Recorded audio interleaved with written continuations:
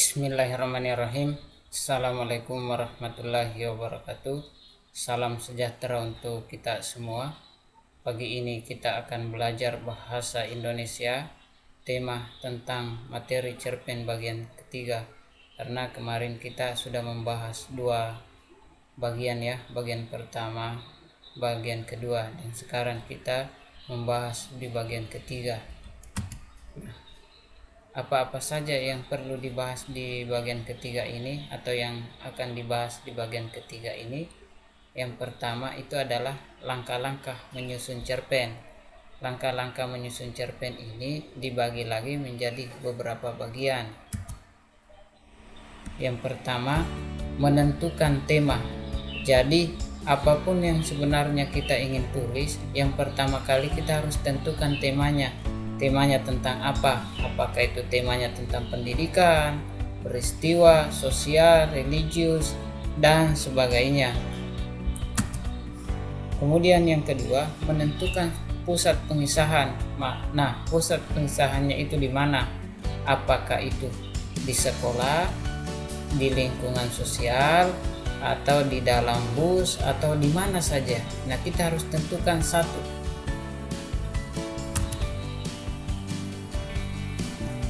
Yang ketiga, menentukan penokohan. Nah, penokohan ini adalah sikap tokoh. Nah, misalnya tokoh utama sikapnya seperti apa, tokoh tambahan sikapnya seperti apa. Nah, itu kita harus tentukan supaya kan ini namanya cerpen. Jadi cerpen itu kan tidak mengubah nasib pelakunya. Nah, jadi kita harus tentukan, oh tokohnya ini seperti ini, tokohnya itu seperti itu. Yang ketiga, yang kelima, menyajikan cerpen dengan alur yang menarik. Ini cerpen namanya cerita pendek, kita harus sajikan semenarik mungkin bahwa cerpen ini layak untuk dibaca, dan kemudian cerpen ini benar-benar sesuatu yang cerpen yang tidak biasanya. Walaupun cerpen ini banyak juga yang mampu menulis cerpen, tetapi ketika kita menulis cerpen dengan mempunyai pembeda dengan cerpen yang lain, maka cerpen yang kita tulis itu orang akan menarik untuk membaca cerpen kita, apalagi alurnya begitu bagus, dan kemudian dia mampu menghipnotis pembaca untuk tujuan yang mana tujuan itu adalah mengarah kepada penikmat sastra ataupun pembaca dan tertarik untuk membacanya. Yang selanjutnya, langkah-langkah menyunting cerpen. Pertama, membaca seluruh naskah cerpen.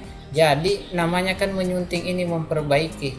Jadi kita harus membaca seluruh naskah itu, tetapi tidak serta-merta hanya untuk membaca saja, tetapi perlu dengan adanya membaca secara menyeluruh cerpen itu, mulai dari pertama sampai dengan akhir. Atau kalau tidak dipahami di membaca pertama ini, kita ulang lagi sampai benar-benar kita mampu menafsirkan bahwa ini letak kesalahan, bahwa ini yang perlu disunting, ini yang perlu diperbaiki.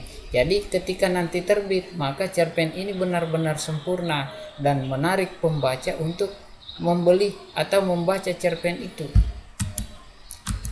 Selanjutnya di bagian kedua, mencermati kesalahan penggunaan ejaan atau kesalahan penulisan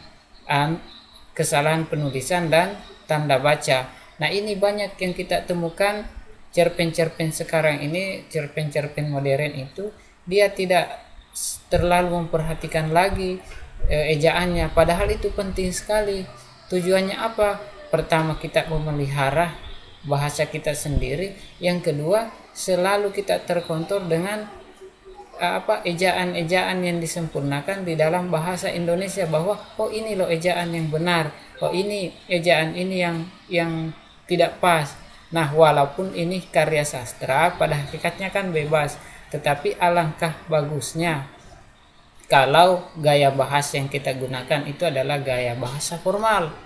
Nah, untuk itu menulis cerpen ini pun tidak serta-merta kita menulis begitu saja, dengan gaya bahasa kita sembrono atau gaya bahasa kita itu bahasa gaul yang semuanya dipakai, tetapi perlu dengan adanya apalagi ini bahasa Indonesia yang atau ejaan bahasa Indonesia yang disempurnakan. Alangkah bagusnya kalau kita mengacu ke situ.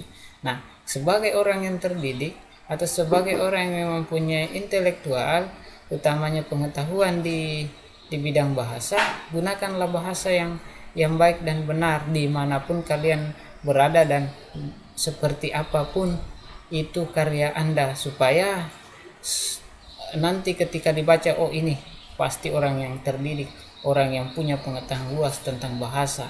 Nah, itu ya.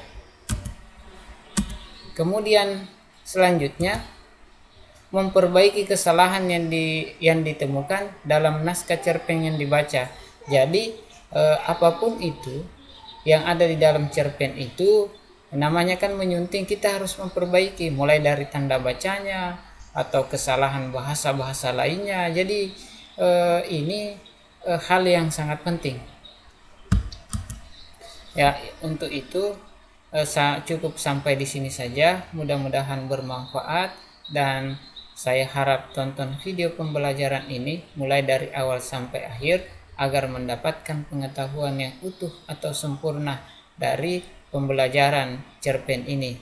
Terima kasih. Assalamualaikum warahmatullahi wabarakatuh.